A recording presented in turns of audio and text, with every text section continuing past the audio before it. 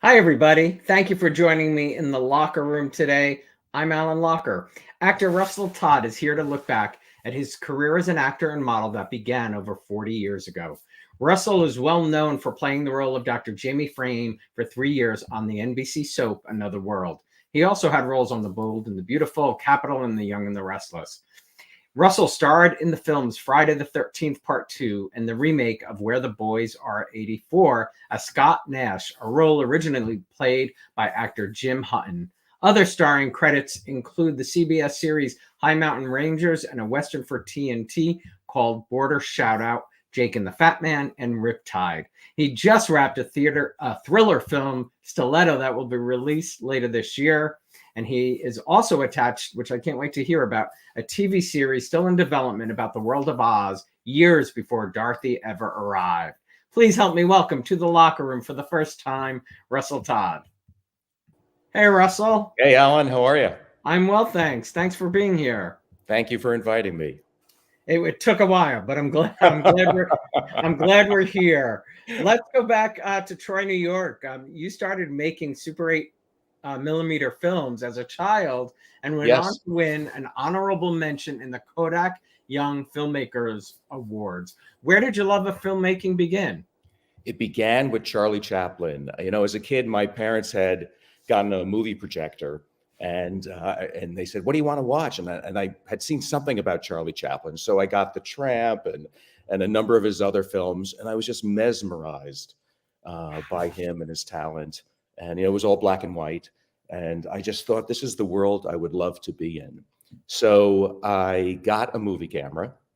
I saved up some money. Actually, I won a contest where I won the money to get that movie camera, Oh, wow. and I started making little home movies. And the one you're talking about, the award I got, was I made a Western at home. We had a den, and I cut out like saloon doors out of cardboard and put them on there. And there was already a bar in that room. And I got my friends together, and we dressed up, and I shot this little Western. And I submitted it to Kodak for the Young Filmmakers Awards. And I thought nothing's ever going to happen.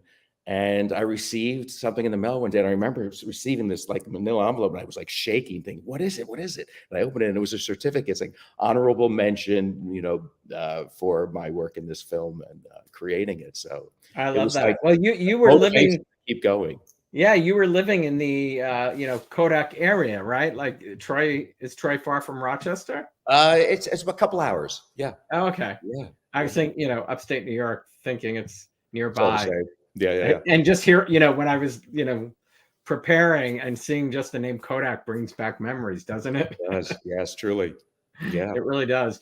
In high school, you were cast as Conrad Birdie in the musical Bye Birdie. What do you You're remember about good.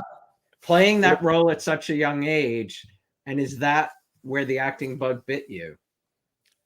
Well, it's funny. My mom was a singer in a trio called the Darlin Sisters. So I was, there was show business in the family, and my parents were wonderful. They exposed myself and my two brothers to the arts from very early on. We would go down to New York City and see, Sweeney Todd when it first opened, Pippin when it was first opened, all these great shows. And we'd go to Tanglewood and Saratoga Performing Arts Center. So I always had exposure to the arts, and I knew that it was magical and something I wanted to be part of. But in high school, so I already had that in me. But in high school, when I was offered the lead as Conrad in Bye Birdie, I thought this is wonderful. It was very exciting. The only bad part was on opening night, the mic went out. Oh, So now I'm singing, and everyone is singing like over the, as hard as they can because no one could hear you in the back. But it all went fine. But that could scare you. it did. But the show Scare must you go not on. to want to, get up on that stage again. Good Yeah, thing it was a good experience. it was a good experience though. Well, I love that, you wrote a letter when you were a freshman at Syracuse to Verner Fields, the Academy Award winning editor of Jaws. Tell us about that and what prompted you to, sit down to write this. Well, I was studying film at Syracuse University, and since I had made films when I was a kid, I thought, I want to be Steven Spielberg, because what I always wanted to be was a director. So I knew that she was vice president in charge of production at Universal at that point. No, I don't think she was yet, but she had won the Academy Award for Jaws editing. And so I wrote That's her a a big letter. award. What's that? That's a big award. Yeah, it's kind of big. So I wrote her a letter comparing myself to Steven Spielberg, saying, I made these films, and I sent her one. I included one in it. And I said, I would love to come to Hollywood and be a director. And I thought, you got to take a shot. I thought, I did my thing, I'll never hear back. And I get a letter back from Universal with her name in the corner. Wow. So I open it up, and it's a letter from her saying that she would like to meet me and she would love to speak with me and hopefully get together in California. And I said, was there any way you could come? Are we still good? Are we still live here? I've lost you, Alan.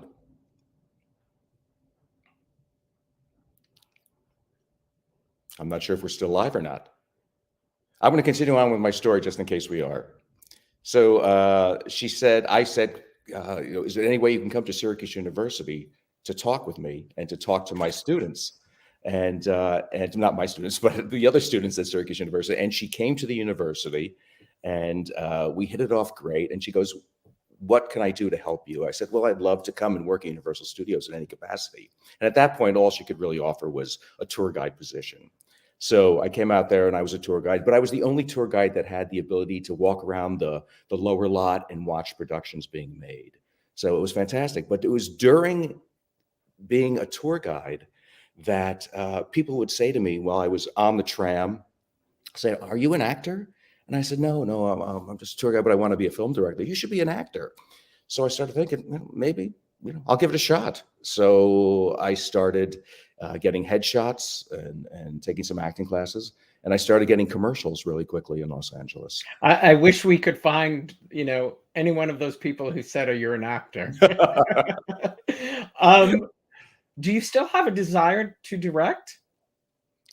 I've kind of, I don't know, put it on the back burner. I don't know if it'll ever happen, but I've been so happy with the way my life has gone with being an actor and the agenting and everything that I don't know if it's something I need to do now. I'm not saying that couldn't be something that might happen in the future. I never say never, but it was always at the beginning. It always was where my direction I thought would be. Was there, maybe Jaws is the movie, but was there a movie or movies that set you on that desire to direct? I don't think it was specific. I think, again, my love of film started with Charlie and watching him. And that kind of just set it all in motion. I love that. Charlie Chaplin. I love that. You ended up in New York City working quite successfully as a model. How did modeling come knocking at your door? And speaking of, well, that was actually shot in Los Angeles in my jacuzzi. But I was, as I said, at Syracuse University, and there was a gentleman named Michael that worked in the performing arts division, their department, and he said, you got a great face, you should be a model. So he started taking photographs of me, and he sent them to Zoli in New York, who was the best agent for men in New York at the time. And I went down to meet them, and they wanted to take me on. And immediately they sent me off to Europe to get tear sheets, while I was there and work. And it started going well. So I came back to the States and I continued working and did all sorts of stuff. L'Uomo Vogue, GQ, Men's Bazaar, Saks Fifth Avenue, Macy's, catalogs, all sorts of stuff. And one of the cool jobs I had during that time was being Calvin Klein's fit model. So I would go to their offices, I think it was on 7th or Broadway, and I would stand on a box in my underwear, and they would fit their khakis, their cords, and their jeans to my body. So I believe that I had the same measurements as Calvin, and that's one of the reasons that it worked, that it was kind of based off of his body. I had a 31 waist, and I forget what the other numbers were. But so they would design all of these things to my bodies. And the coolest part of it was, if I was in Macy's and I bought a pair of Calvin Klein jeans, 31. I knew it was going to fit me because it was my body. That's great. And I did That's that great. job, I think, for about a year. I'd go in there for 2 or 3 hours, maybe 4 days a week. And it was a wonderful gig. I love that. And, you worked opposite Sharon Stone. Yeah, I did a commercial with Sharon. That was after I came back from doing Another World. I came back to LA. Oh, wow. And, Okay. Yeah, that's up on Facebook, folks. If you haven't seen it, I posted it on Facebook, so you can check it out. It's a kind of a takeoff on, was it Basic Instinct? The film she did? Yeah. She spreads her legs with that one. Yeah. And because I watched. Yeah, the commercial's great. Yeah, it is. It's a terrific spot. And it's in black and white, and we're on a date, and she sees this other guy who she stares at. And I won't give it all. It's totally Basic Instinct. Yes, the commercial is a spoof on that for sure. But you did modeling first and then made the transition to acting, right? I did. The modeling agency also had an acting division. So I remember coming in one day and they said, "Oh, you're booked to be the Jovan man." I said, What? They said, "Yeah, you're going to be doing a commercial. You're going to do a couple of commercials for Jovan Musk, I think it was called." And so that was the first commercial I did. And then they sent me to Europe and I became the Gammon man. I did the commercials for another line called Gammon. And that went on for about a year. And then they started sending me on acting gigs. And I got, the first one, though, I got on my own, just answering an ad in Backstage. It was called He Knows You're Alone, which was, I believe, Tom Hanks' first film. And just from Backstage? Yeah, I saw the ad in Backstage. And I love that. I love that. And I apologize. I don't know what's happening. Google Chrome keeps kicking me off, but I will come back. But you did study at the Actors Studio with Lee Strasberg himself. Talk about some of, the biggest lessons you think you learned from Lee. Oh, wow. First of all, most of us were terrified in that class. We'd be there and he was this looming figure. And he would sit there and sometimes very, very quiet, just staring at you. And you think, oh no, what did I do wrong now? And other times he would be very bombastic and very loud and forceful. And you would go, it's still like this. But it was a great learning experience. I can't remember a single actor in there because I wish I could think like who from that class really made it big. And I'm sure some of them did. Probably. I truly, so long ago, I can't remember who was in there with me. But it was a terrific experience to be in the presence of that master and to work with him. I bet. Yeah. I mean, and just to have that on your, resume as well, study under Lee Strasberg. It was cool. Yeah. Sometimes you're too young to really know the value. Like when I was a model in New York, I would hang out. I knew Andy Warhol. And I'm in a documentary that Andy picked me out to be in, about models in New York. And I would been to his home, his brownstone, at Studio 54. We'd hang out sometimes. I would see him there. But I was too young and maybe too naive to think, get a painting. Can you imagine if I had gotten a painting? Yeah, seriously. Just chalk it up to being, 20, 21 in New York and just not as aware as, of course, I am today. I love that. That's very funny. Yeah. Talk about Friday the 13th, Part 2. Knowing that the film was such a success, were you excited to audition for the part? I was very much. I had seen the original. And like most people, I was scared by it and thought it was, a fun film. And when that opportunity came up, I said, definitely, please, I want to go in on that. So I did. And I believe it was just one audition. It happened very quickly. And they whisked all of us up to Kent, Connecticut to shoot the project. And all of us were very young and many of us inexperienced at that point. And I remember, I forget how many days I were there. Mostly night shoots, of course. It's a horror picture. Yes. But they, usually you don't shoot in sequence, but my last shot was my death scene. And I remember calling my parents up and saying, Mom, Dad, tonight, it's my last shoot today. It's my death scene. And they said, I remember my mom, she says, Russell, why did they save your death for your last scene? This isn't a snuff movie. They're not going to kill you, are they? I said, no, this is Paramount Pictures. I don't think that's the case. It's just the way the timing fell. What do you remember about shooting your death scene? I remember being upside down for a while. They had I had a foam latex piece here, and they had pre-slit it, and I had tubing going down my body through my pant leg to up above, where I was hanging upside down. There was a guy that would pump the blood on cue. But I remember there was some tension because they had to get it. I think because the light was changing. It was darkness, but they didn't want the light to come. And they wanted, because all the amount of blood, they wanted to get it in one take. So they put a little pressure on me. But this was pre-slit. So all I had to do was really tilt my head back as the blade comes across, and the guy would pump the blood. And it all worked fine. And we got it in one take. But, the blood kept going, and the camera kept rolling. And then so it was going into my eyes. And of course, at that point, it was, we had to stop. But the censors cut it way before then.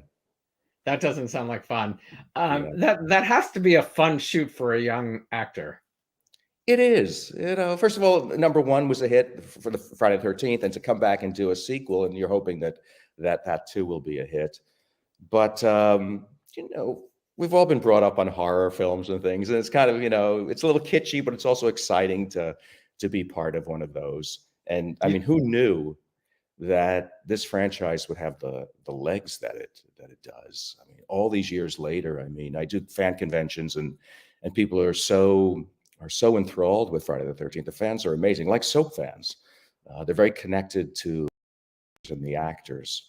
I've never had this happen, so I apologize. It's cool.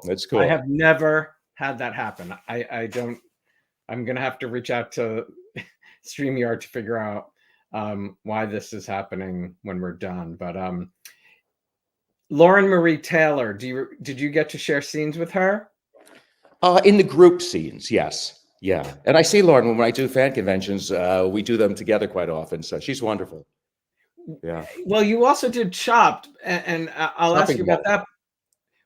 Right? Yeah. Chopping Mall. Yeah. Chopping Mall.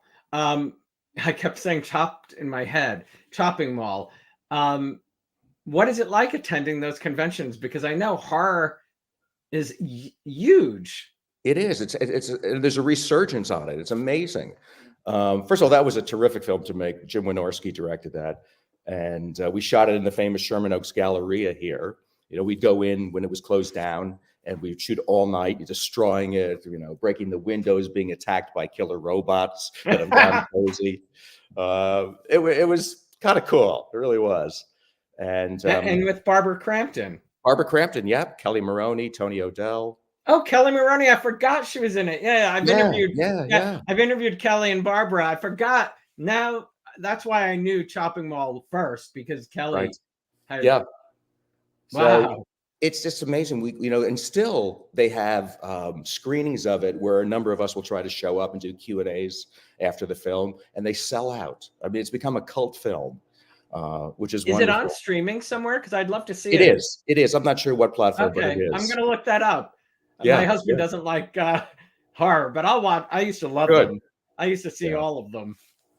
But at the conventions, it's pretty much Friday the 13th and Chopping Mall that they come and they ask about, and they have a million questions, which is wonderful. But it's funny, even like the fans of the soaps, when you're somewhere, they know more than we do. It's funny. They have done so much research, or they've seen the film or the show so many times that they know so many more facts than I do. So it's an education for me to talk with them, which is great. Absolutely. I mean, doing this show and having the community live here while we talk. Right. I'm learning every day from them. They know everything about where you've been, what you've done. Truly.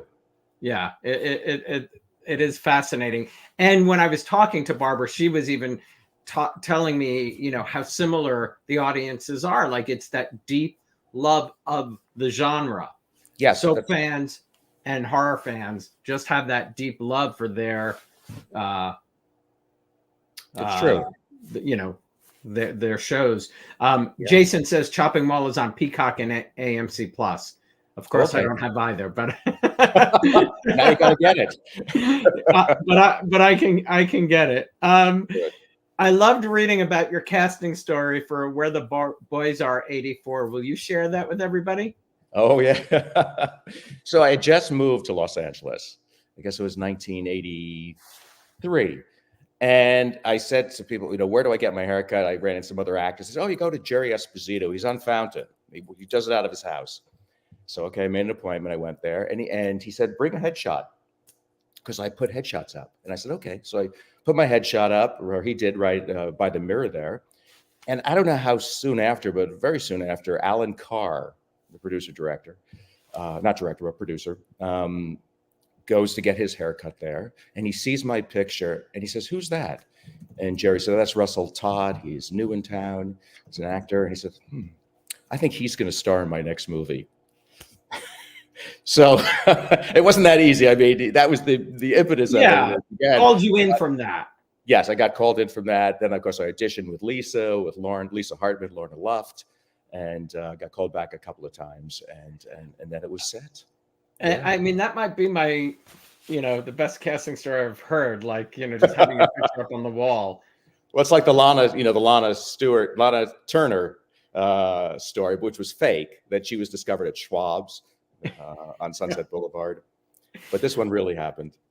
Well, tell me about working with Lisa.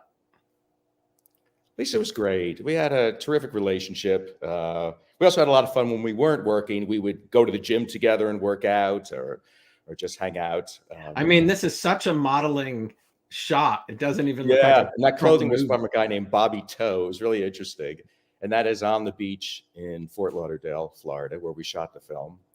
But it was a good group of people. Lorna Luft, Wendy Shaw, Lynn Holly Johnson from Ice Castles, and Lisa. Who else? Dan McDonald, his brother. It was Were you fun. a fan of the original?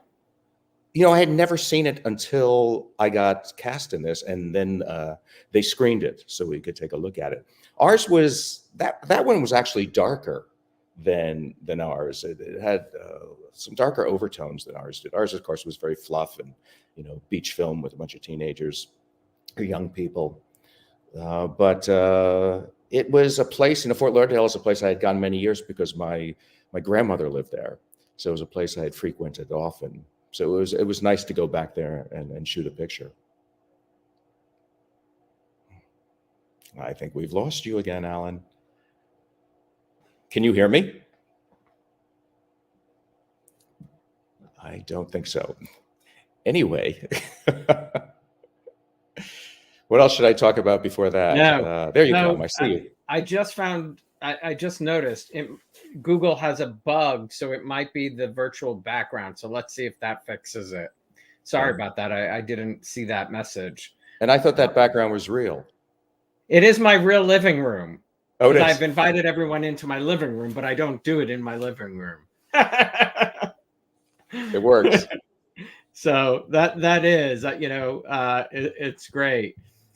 Your first daytime role was filling in for Geordie Clegg, the character of Geordie Clegg on Capitol. Yeah. It was Marge Doucet's birthday last week, who I had the pleasure of working with on Guiding Light. Will you share memories of Marge?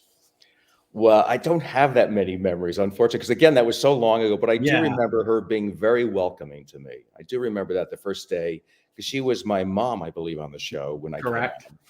And hey, son, I think she said, it was good to meet you. What happened was the actor in real life, and I can't remember his name, but he went through his windshield in real life in his car.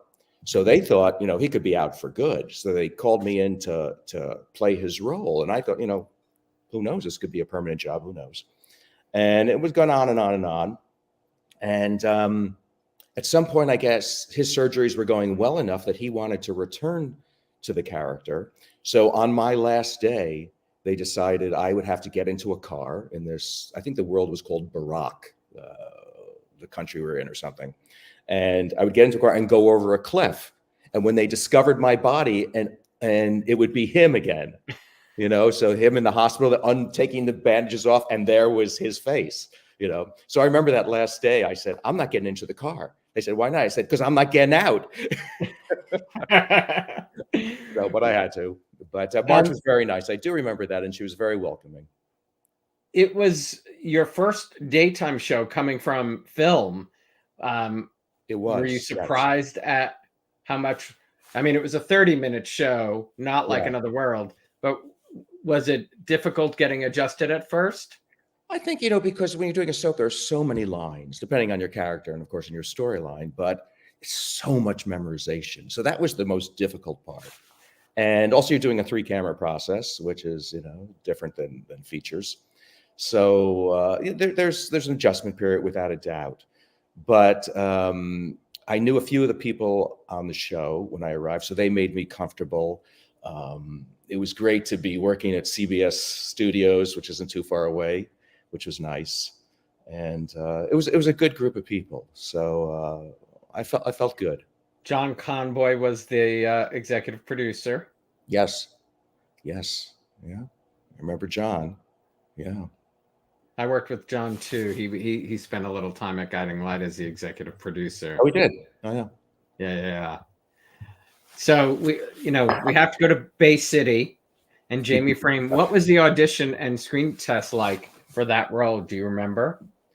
I remember reading, just being flown to New York, to Brooklyn. We went to Brooklyn to the studio, and I remember it was Michael Eilbaum. I forget the producer's name. Yeah, Michael. Well, Michael Eilbaum. I don't know if he was a producer. Michael, he might have been a producer at the time. Michael, when I worked with him, was a director. Oh no, Michael something. Leibson? Maybe Leibson. Maybe that was it. Sorry. No, that's okay. Yeah. I'm not sure if Michael Leibson was an EP on many shows, so he might have been at Another World. Maybe it was it. But I remember going into an office there and reading with him. He said, "Okay, that was good, but now let's do it with Anne." So I had to do the scene with Annie Heche and go down to the actual stage and do the scene. And Anne, I'm so sad about Anne, but she was wonderful and she welcomed me. Oh yeah, welcomed me to the set that day to do the test, and we hit it off and it went well. And I remember flying back to LA, not knowing if I got it or not. And I remember getting the call, you're coming to New York for 3 years. And so I changed my life. I packed up and got myself a place in New York, and off I went. And it was great working with Anne. She was a dynamite and so talented. It was like a masterclass in acting, whether you were standing opposite her working or you were watching her on the monitor. She was terrific, so full of energy. Yeah. Oh my God. I'm back. Sorry. Yeah. Do not like that. Talk more about Anne, because, could you tell that she was going to have a career for, outside of that? Like, oh yeah. In fact, even working with her, I always thought she was so much older because she was so mature and she had such a strength about her. I didn't realize that, her age at that point, but I knew, as we all did, how incredible she was, and that, she had an incredible acting future ahead of her. When I first got to the show, the storyline with Jamie and Marley was that they fall in love. So they sent us off to Nice in France. So immediately I go on this remote and we're there for 2 weeks, filming all around south of France. And it was incredible. So we had a good chance. Were you pinching yourself? Yeah, it was crazy. I mean, who could imagine? It was tough for the other actors, I think, because, I'm the new guy. I'm just coming there. And I was told that, there was some discussion like, how come the new guy's going, which I don't blame them, but I was very happy to be able to do that. And Anne and I were able to spend a lot of good time working together and off camera while in Nice. We had a terrific scene. There's one scene where she runs into the water kind of in a crazy moment, and I rescue her. I think she's drowning, and she's in a beautiful dress, and I'm in a tuxedo, and it's cold, the water. So I have a wetsuit on underneath my tuxedo, which is already, very tight. And it's an emotional scene, and we're both flailing in the water, and I'm rescuing her and pulling her out, and we're really breathing, we're really going. And by the time we got back onto the beach, we're both like trying to get our breath, and I could not breathe. They literally had to rip the tuxedo off and undo the suit because I was so compressed by it to get my breath back. So I remember that was the only time during the entire show in my 3 years that I really thought, am I going to survive this day? It was crazy. They brought you to Paris, to France, to kill you. Yeah. Was it hard knowing that you were coming in replacing another actor? Did you feel the pressure at all? Well, no, I didn't think about it. I didn't want to. In fact, I had never met Larry Lale. Mhm. And I'd seen the show some, but I didn't want to, imitate, mimic, or anything a previous actor doing the role. They would give me their notes, and they did, and I would just do the best I could, and what I was given. So I didn't really feel the pressure of that. I think it's when you come into any show and you're the new guy, it's just an adjustment period where you're getting comfortable with the location, the people, the crew, the sets, and then you find your place. We were talking backstage about some of the car rides out to Brooklyn. Who did you share the car rides with mostly? Were you like in the same neighborhood as somebody? Do you remember? Who did I share it with? I think with Matt Crane. Sometimes, no, not Carmen. I don't think Carmen was in that car. I think maybe John Aprea. Okay. Yeah. Although I don't remember fully everything. Yeah. Yeah. It's a couple years ago. I don't, just a couple. And a lot of times we would get in that car and we would just sleep. Yeah, that's true too. And we would sleep on the way to the studio. Well, talk about your siblings. You just mentioned Matt and Sarah. Oh wow, look at them. Baby faces. Yeah. I haven't seen either of them since Another World, unfortunately, but very fond of them. They were terrific to work with. They were wonderful people. And the only ones I've really stayed in touch with and saw, because they were in Los Angeles. Well, Carmen Duncan was in Australia, but she would come to Los Angeles a lot to visit. Unfortunately, she passed away too. And she and I were very close. I loved her very much. She played Iris, correct? What's that? Nope, I lost you before you left. But John Aprea also, because he lived close by here. So we would get together too. But other than that, I really didn't get a chance to run into anybody else. Now we're waiting for you to come back. But I'm surprised that there haven't been many or any real soap conventions for a chance for all of us to get together until now. So May 4th here in Terrytown, New York, you're going to attend the 60th anniversary celebration for Another World. Right. It's taking place 11:30 a.m. to 4 p.m. They're having a breakfast, an auction, and you've offered to have a breakfast with an auction winner, correct? Yes, I'm looking forward to that. That's awesome. Yes. And there will be a welcome reception, luncheon, questions and answer hour, meet and greet, and photo ops. And there is a link for tickets and information up on YouTube down below. So wonderful, yeah. Are you looking forward to seeing some of your colleagues? I am. It's always great. Again, I haven't seen anyone in so many years, and there'll be people who are on the show that I never met. So I'm excited about that. And I'm meeting Lawrence Lau for the first time, who was the previous. Yeah. He's a great guy. I've gotten to know. Yeah, that's all. And it's in Terrytown, where my dad was born, in Terrytown, New York, and I've never been there. Oh, Terrytown's great. You need to go to the Sleepy Hollow Cemetery. Oh yeah, that sounds cool. Yeah, it's a cool. I used to go up there a lot in my 20s, 30s. Yeah, it's fun. Nice. Yeah, I haven't been up there in a while either, and I have a good friend, so I have to remember to see her when I come up there for that day. Maybe I'll meet her for breakfast or something. You also worked with Jensen Buchanan. Any memories of Jensen? Yes, she was great. She came in after Annie left to play Vicky and Marley, and we hit it off great too. She was a lot of fun, and she had a lot of soap experience too. So it was a nice training ground, also working with her and getting to work off each other's styles, and Yeah, I like Jensen very much. Who, one of the fans wrote me, TV Dean wrote me. He said that your last day was 31 years ago this week, I Oh, believe. wow.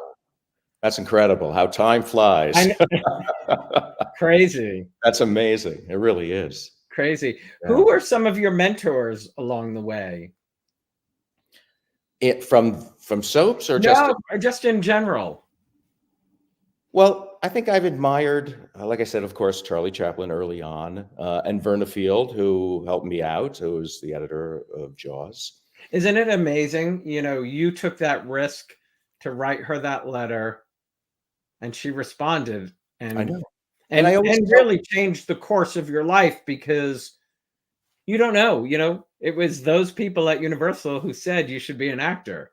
exactly. Yeah, you never know. And I think it's so important to be proactive and take risks. And I get mail from fans from different projects, of course, and they ask me questions, and sometimes there'll be a phone number, and if I can, I'll give a call back, Oh, and we'll talk. And when they ask for advice, I always say the most important thing is be proactive and take a chance. And then I tell them exactly that I wrote this letter that changed my destiny. And if even if you write 30 people and one person responds, it may change your world. So, believe in yourself and take risks in your life, and the rewards can be amazing. Yeah. I had the same sort of thing. I was working at a health club while I was in college, and somebody there asked me what I wanted to do, and I was going to school, I thought maybe for accounting, and I said I really want to work in the entertainment business. Hmm.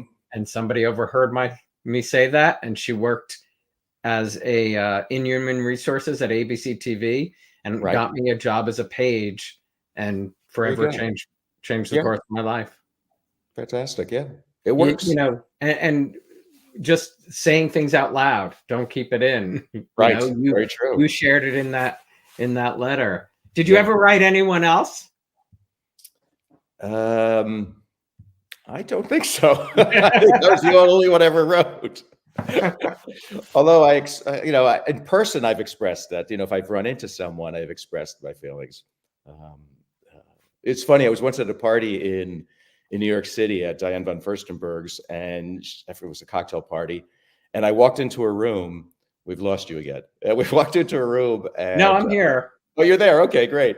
There were people talking, and someone said, "What's your favorite film?" And at that time, it was a film called Resurrection with Ellen Burstyn. I said, Resurrection. And the guy to my left goes, "Oh, that's a great choice. I produced it." And I was like, what are the odds that I'm standing there in this group and the film I love, this guy produced it? So, yeah. You just jinxed me. My God, I really am so sorry. I'm mortified that this keeps happening. It's becoming a one-man show every time you go. I know. I've had that happen where my guests have disappeared and I just start talking. Uh-oh. No, I was reading from a fan, circling back on what's it like to be greeted by such loyal and enthusiastic fans of Friday the 13th when you're at the conventions. It's fantastic. I mean, their enthusiasm and their excitement for this franchise is just it's unbelievable. I mean, as I said before, you just couldn't imagine you never imagine when you're making anything if it's going to do well or have legs like this did. But they come in there, and some of them are nervous to meet you. Some are just excited. I've had people come up and cry when they meet you, and I come around the table and I hug them, and we talk. Don't cry. You don't need to cry. And they're all very warm and feel attached to you, as they don't know you as they know the characters, but this gives them a chance to know you, which is wonderful. And I'm just very grateful, because without them we wouldn't have this, and these conventions. I mean, this goes on in perpetuity. It's forever. We can appear at these conventions, and it's always a new crop of people seeing these movies. Which really is incredible to think about that. When you think, what year? Do you remember what year Friday the 13th I think it was? was 81. I mean, that's I know. It's wild. really. Yeah, yeah. But it's very endearing, and really enjoy doing them. I wish I did more conventions, but sometimes the people that run them, they know they've had you. Now they want to get someone from a different horror film or from a different sequel to your franchise. Have After being part of part 2, did you go on to watch the others when they would come out? Well, I always feel bad because the fans say, "How many of them did you see?" I said, "Well, I saw 1, 2, and 4." And the only reason I saw 4 is I was told they lifted my death into part 4. So I said, well, that's interesting. I never saw a residual from part 4. So I had to kind of do a little battle with SAG and Paramount to get residuals from that for part 4. Good for you. Good for And you. eventually they had to pay me back for like 10 years and now in perpetuity. But yeah, but I haven't seen the others. But it's funny and it's wonderful. And I don't think they're lying. They're actually sincere. So many fans say their favorite one is part 2. So I'm very happy about that. Wow. Michael says you make a difference in people's lives with your body of work. Oh, that's so sweet. Thank you, Michael. That's wonderful. How many takes was the slingshot scene? Do you remember? Slingshot scene, I think, was just 2 takes. Yeah. But it's funny, when I hit her on her butt, she grabs her other cheek. A little mistake there, but that's funny. Yeah. Were you a horror fan prior? I was, yeah. I did. And of course, I had seen part 1, which I mentioned. But I think The Omen was prior to that. And that scared me. Wasn't The Exorcist also? Yeah, The Exorcist was probably before that. Yeah. But yeah, it's always cool to be a little scared in a movie theater. It really was. I loved going to them back in the day. Yeah. My favorite though was Planet of the Apes. Remember that? I do. I would run to the theater on the day those would open and catch those. I was mesmerized by the prosthetics and about how they looked like they were so real. I know I loved Planet of the Apes. I don't feel like I remember really seeing it in movies. I mean, I would run for Star Wars, Oh, sure. You know. And I remember being one of the theaters had a Darth Vader and maybe a stormtrooper up on the roof, and I remember getting scared because they were, running out. Oh, we lost you. What else can I tell you about while we're waiting? What other movies? Yeah, Star Wars. I used to run to those also. This is a new one for me, so this is new for me too. You're practicing your what is it? Improv. Well, when you disappear, can you hear us still? I can. It's literally like the browser is disappearing, but everybody's telling me nothing's happening on your end. It's totally mine. Right. It's something with Google Chrome, which in the 4 years you asked how long I've done this, there's never been an issue. They must have done something that they updated. Well, thanks for letting it happen with me, Alan. Yeah, I didn't know. I wish they would have told me because I could have used possibly my iPad, but I didn't know in advance. So yeah, that's okay. Crazy. What do you remember about filling in for Don Diamont as Brad on The Young and the Restless? There's a lot of Young and the Restless fans watching. Yeah, it's funny. I was making a career of filling in for people. I know, isn't that interesting? Yeah, it's interesting, a funny coincidence. But Don had gotten ill in real life, and they didn't know how long he was going to be out. So they called me in to play his role. Excuse me. And I remember going in there, and it was also at CBS. Yeah. And I think I was on there for 5 or 6 months, something like that. And I remember leaving. You would leave the studio through the doors there, and there'd be fans sometimes out there waiting. And I remember, we don't like you. Where's Don? We want Don back. And I couldn't tell them he was sick or anything. So I said, I'm just playing his role for a while. It's not my fault. Someone had to play the role. But they loved Don, rightfully so. He was terrific.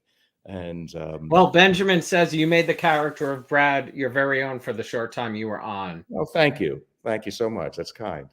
very much. Who did you get to work with? Do you remember?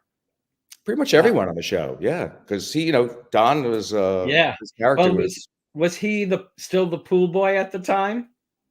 I don't remember doing any pool boy scenes, so I don't think so. I think he started as the pool boy on the show, so I don't know what year that was, but Yeah, I don't think that was the case. I think more like an executive, in the company. But yeah, it was cool being back at CBS to do that show. And then, of course, at one point he decided, he was well enough, and he came back, and off I went again. On to the next one. Donna just commented, regardless of the slight technical issue, this is a great conversation. Oh, good. So thank you for keeping it going, Russell, when I'm My gone. pleasure. My pleasure. What is your favorite role that you've done? Do you have a favorite? Oh, wow. Yeah, I've done some really cool. I think it was a Western I did for TNT. It was called Border Shootout with Glenn Ford and Charlene Tilton. And yeah, she was great. I love Charlene. She was actually just recently at my house, maybe last month, to shoot some pictures. And so we caught up. It was really nice. But we shot using your house as a photo shoot location? Yeah, or? yeah. Oh, I love that. Yeah. So we shot that in Arizona, and I played a bad guy, but with a good heart.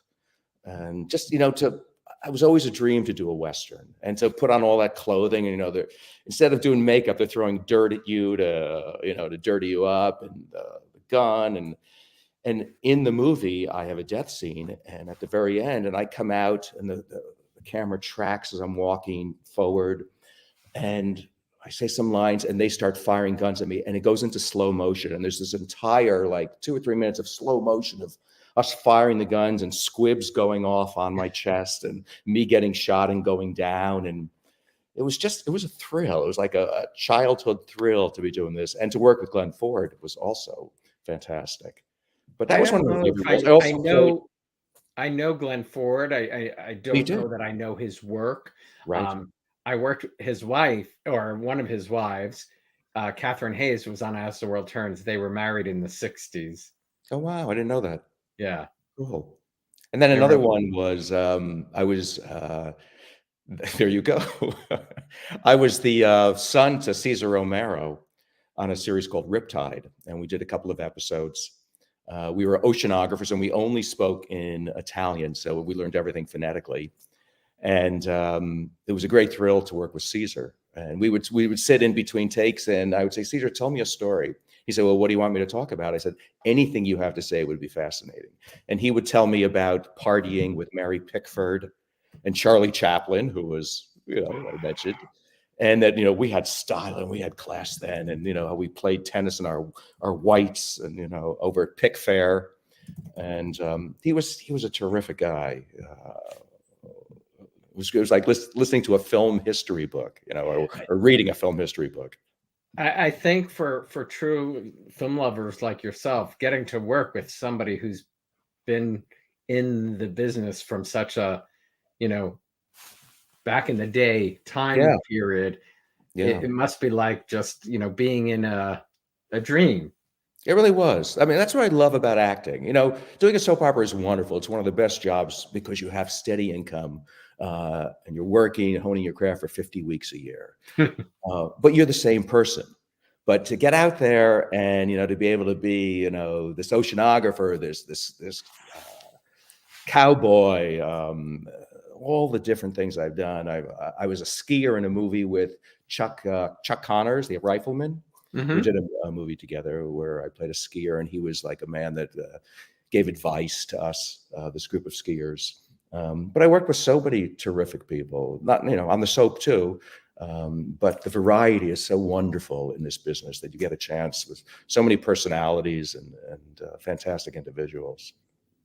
If a soap came calling today, would you do it? Without a doubt. Definitely. Yeah. The pace has picked up quite a bit since Another World. They because of money, they move very fast. Right, yeah. What I think of all the times that, especially with Carmen Duncan, that we'd be on the set and we'd have a scene and it'd be late already. And then, we had to move and get it going. And we would just laugh and break out into laughter, and like take after take. And they go, we hear in the booth, come on, Russell, come on, Carmen, let's move it along. We got to get this. And we, you get into those laughing fits and you can't stop. And so eventually we would get it, but I remember those times. That's funny. What made you step away from acting? Well, after the soap, I came back here and I actually went on a commercial audition. It was actually the one with Sharon Stone, where actually Sharon picked me herself which was nice, to play opposite her in that Scotch ad. But then a friend of mine who was running the camera for that commercial said, I'm starting to work at a below the line agency, and they represented directors of photography, production designers, costumers, editors. And they said they're looking for someone to assist the head of the TV department. And I thought, I just came off a soap. I don't know if I want to be an assistant. I said, well, let me meet them. So I met them, and I really loved the woman who owned the agency. She was dynamic. She owned a hockey team in Canada. And I said, what a random thing. I know, wasn't it? I said, let me see, something new. Maybe I can work my way up in the agency business. And I met them. I liked it. I took the job. And literally the second week that I was there, a guy walked in and said, I was at the front desk, and he said, do you guys represent Steadicam operators? And I said, I don't think so, but let me check and get back to you. And I did some research, and I found out that no one was representing Steadicam operators. And so I started the first division at any agency in the world, and it started to grow. And I started off with just 10 operators, Steadicam operators. And it grew to maybe 15 or so. For those watching, Steadicam is just one camera. Is it? Steadicam, it's a device that holds the camera, but you can run through shots, walk through shots. It's used in almost every feature, TV show, commercials, music videos, and it's an incredible skill. These guys are amazing, and women that do it. And I started this division, and it started to grow. And I thought, a year and a half after working for this company, I said, I'll open up my own company. So I left, and I took those clients with me, and I figured, well, let's call it the Russell Todd Agency so I remember what it's called. And so I opened up that company, and it grew to about 50 Steadicam operators. Wow. And it was that way for 23 years. And I sold the company about a year ago now. And it was one of the best things I've ever done. I truly enjoyed it. I loved working with the Steadicam operators. I loved dealing with the studios every day. And negotiating. I didn't have to worry about what I looked like every day, in the morning when I woke up, because I was working behind the phones, and no memorizing, which was nice. But it was and like you said earlier about Another World, it's steady income. It is. Hey, any soap is fantastic. No, but I mean, having your agency. Oh yeah, it was great. I couldn't say no. Income. Yeah. All these people working on every show, and, I'd go out to the mailbox, there'd be another check there every day, So it was nice, but it was more rewarding than the money. There was something very fulfilling about doing these deals and negotiating and helping all these people and them thriving from it as well. I really getting jobs. Yeah. Helping. Yeah. It was great to be in that position. I mean, you had agents getting you jobs. You were now doing that. Right. So I know what the feeling was. Yeah, absolutely. Yeah. It was Michael Lapson. It was. Yeah. Gabriel just said. One of the fans, DY, was asking, do you have a favorite commercial that you shot? A DHL spot where Tom Cruise had just come out in Top Gun, the first Top Gun. And I was like a Top Gun kind of guy in the DHL spot. And you sent me that, right? I did send it to you. Yeah, I'll post that later. I'll post that again as well. And so we're in planes, and we see this bogey, of course. What is that bogey? And and we say, we call it out, and then we realize it's the DHL truck, and it's passing us up in the sky. And it's a terrific spot, very frenetic. It's nice. That's funny. Did you miss acting when you left? I did. I loved what I was doing, but I also was so absorbed in this new career that I wasn't pining for the acting or anything. I wasn't depressed that I wasn't doing it any longer. Like I said, I really enjoyed being an agent and negotiating for people. But as you know, I've just started acting again after all these years. I just performed in a movie. We just wrapped. It's a small part in the film, but it's a terrific part. I play That's this the very Stiletto. mysterious guy in a film called Stiletto. It's a thriller that was directed beautifully by Samuel Gonzalez Jr. and stars Gigi Austin and Colleen Camp, Stephen Blakehart, and some other people, and produced by Matthew Hirsch and Sam and Gigi. And should be coming out later this year. But it was so great to be in front of the camera again. I really, really enjoyed it. Was A it nice like riding a experience. bicycle again? Was it? It was, yeah. And I think this many years later, you mature as an individual. You're more settled. When I was acting before, it was my career and I was relying on it. And, it was important to get the next job and the next job, and the money was crucial. Now, I'm comfortable and I can do it for fun and really, really enjoy it this time. And it's a totally different perspective. And I think I that think that makes a really huge works. difference, doing something for fun rather than the Yeah, need for the money. totally, totally. Yeah, It just makes it so much better. I love that. What can you tell us about this Oz story? Oh yeah, so I was approached by Darren Lee Cupp, who created this. It's a story about this devastated man who he kind of has to find the courage to return home to battle this leader that wants to be like a god in this world, and it's kind of a new version of the world of Oz, and I'm gonna play a soldier in this dark army, and I'm very loyal to the Queen in Oz. It was going to be a feature film, and now it looks like it's going to be a streamer. They're not sure where yet, which one of the networks. It's still in development, but I'm very excited about it, and that's just recently kind of been announced. That's And awesome. Are yeah. you putting yourself out there for many things, or are you, now that it's for fun, making sure you pick more things you want to do? A little of both. I'm actually in the process of getting an agent again because that's important. But networking is so crucial in this business. In fact, that's how I got Stiletto. I was at a Christmas party and I ran into the producer of Stiletto, and he said, "Oh, I know your work. I like your work." And it was very quick and short that evening. And after New Year, I sent an Instagram message to him just to wish him a happy New Year. And he said, "Oh, by the way, we're doing this movie and you'd be perfect for this role." So it was just by being at that party that night. The right place at the Right right place, the time. right time again. Yeah, yeah. You need to go to more cocktail parties. I know, you never know. But I'm open to looking at anything. It doesn't mean I'll do anything, but I'm definitely open to looking at it. So right now, I need to get an agent again and get back on track. And learn how to tape things yourself, because I know that's a whole new world, instead of Yeah. going in. Yeah. You have to do it at home, set up a little curtain or something. And Who do you remember who the casting person was at Another World? Was it Jimmy Bohr? I do not recall. Yeah, I don't know back then either. Yeah. I don't know. Well, I so look forward to meeting you in person on Me May too. 4th in Terrytown. Yes. I truly apologize for the technical glitches we have No had. problem at all. It's fine. And I really thank you for being here. It really such a pleasure to meet you, Russell. It's a pleasure talking with you. The fans loved seeing you. Thank you. Stay here and I'll say goodbye in just a second. Thanks again. Thank you. Thanks everybody for joining us today.